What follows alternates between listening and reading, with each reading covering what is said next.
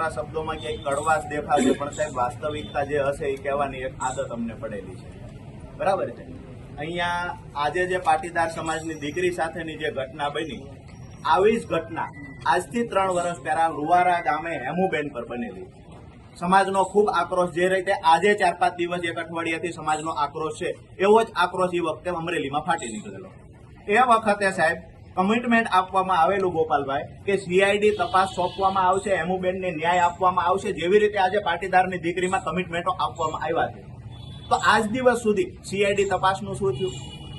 સાહેબ રિકન્સ્ટ્રક્શનના નામે માત્ર ને માત્ર ઘણી બધી ફરિયાદો અમને મળે છે કે વરઘોડાના બહાના હેઠળ પોલીસ લાખો રૂપિયા પડાવતી હોય. અમારી વાત તમને નહીં ગમે સાહેબ, પોલીસ લાખો રૂપિયા પડાવતી હોય ને આવા ઘણા બધા ફોન અમને આવે છે.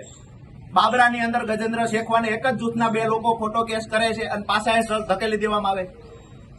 માત્ર કારણ એટલું છે કે પોલીસને સવાલ કરે છે. અહીંયા હેમાળની અંદર સાહેબ 2 કોળી ભાઈઓને ત્યાં ચોરી થાય છે, આરોપી પકડાતો નથી.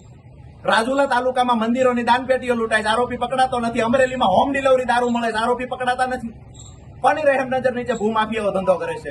આજે પાટીદારની દીકરી સાથે અન્યાય જો કોઈ સમાજનું સાહેબ, અમે માત્ર એક સમાજની વાત નથી કરતા, કાઠીની દીકરી હોય, કોળીની હોય, પાટીદારની હોય સાહેબ, વરઘોડાના નામે જે સમાજના આગેવાનો પાસેથી અથવા આરોપી પાસેથી જે મોટી રકમ વસૂલવાના જે આરોપો લાગે છે ને, આ ખાખીને દાગ લગાવતું કૃત્ય છે સાહેબ. અમે વિનંતી કરીએ છીએ કે આવનાર દિવસોમાં આ વરઘોડા શબ્દથી પોલીસને નફરત આવવી જોઈએ, કારણ કે કોકની બેન દીકરીની ઇજ્જત લૂંટાણી છે આમાં.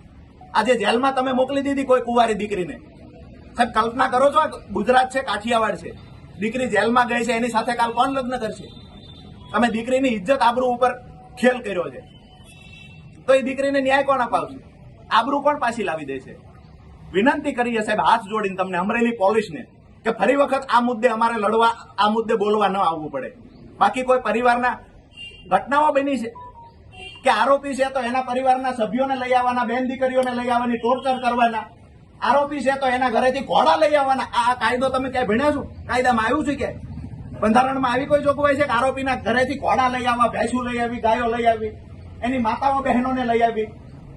અમરેલી પોલીસ જે કામ કરી રહી છે સાહેબ, તમને નહીં ગમે અમારા શબ્દો, પણ છેલ્લી ક્વોલિટીનું હલકાઈવાળું કામ જે ગુંડાઓ કરે ને, આ અમુક કર્મચારીઓ કરી રહ્યા છે, જેના કારણે ખાખીને દાગ લાગે. વિનંતી કરીએ છીએ આ વરઘોડાના નામે તોડ કરવાના બંધ થાય અને અમુક લોકોને જે પરેશાન કરવામાં આવે છે, એમની ઇજ્જત આબરૂ ઉપર જવામાં આવે, આ કામ બંધ કરવામાં આવે.